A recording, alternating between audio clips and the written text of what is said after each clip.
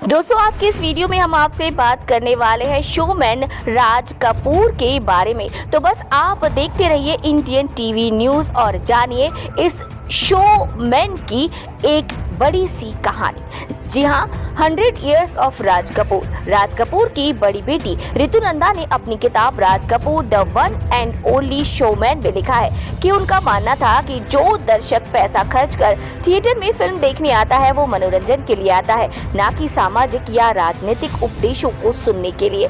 और इसी बात को ध्यान में रखते हुए शोमैन ने ढेर सारी फिल्में बना डाली और बहुत सारे हीरो को और हीरोइंस को जन्म दिया। भारतीय सिनेमा के स्वर्ण युग के सबसे महत्वपूर्ण स्तंभ रहे राज कपूर का ये जन्म शताब्दी वर्ष है। इस मौके पर राज कपूर की सिनेमाई विरासत को लेकर विचार विमर्श, उनकी निजी जिंदगी से जुड़ी अनछुए पहलू और कपूर खानदान के सदस्यों के साक्षात्कार सुर्खियों में बने हुए हैं। राज कपूर की जयंती से पहले कपूर खानदान की तीसरी और चौथी पीढ़ी के सदस्य प्रधानमंत्री मोदी से औपचारिक मुलाकात कर उन्हें इस अवसर पर 13 दिसंबर से 15 दिसंबर तक आयोजित होने वाले राज कपूर फिल्म महोत्सव के लिए आमंत्रित भी कर चुके हैं।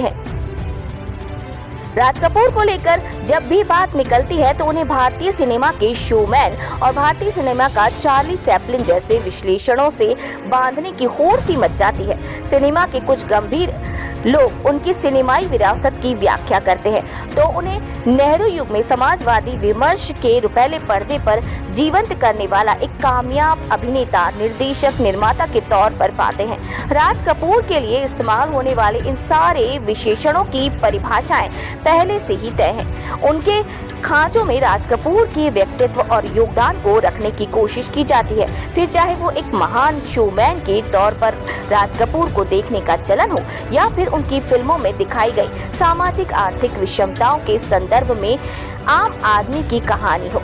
सब कुछ राज कपूर ने बखूबी रुपहले पर्दे पर प्रस्तुत किया और इसी वजह से वो कहलाए शोमैन।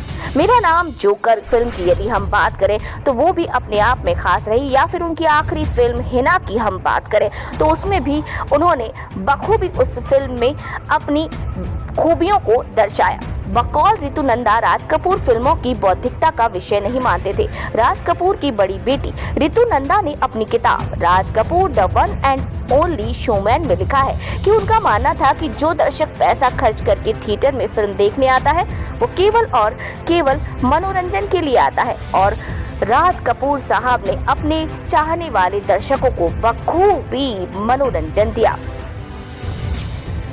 और साथ ही साथ उनके समानांतर सिनेमा के दिग्गज फिल्मकार सत्यजीत रे राज कपूर के बारे में बताते हैं कि राज कपूर स्वयं मानते थे कि उनकी फिल्में जनमानस के लिए हैं, न कि हमारे जैसे लोगों के लिए हैं। ऋतुनंदा अपनी किताब में लिखती हैं कि राज कपूर भारत के सबसे बड़े सांस्कृतिक राजदूत थे। उनकी फिल्में भावनाओं से जुड़ी हुई थी।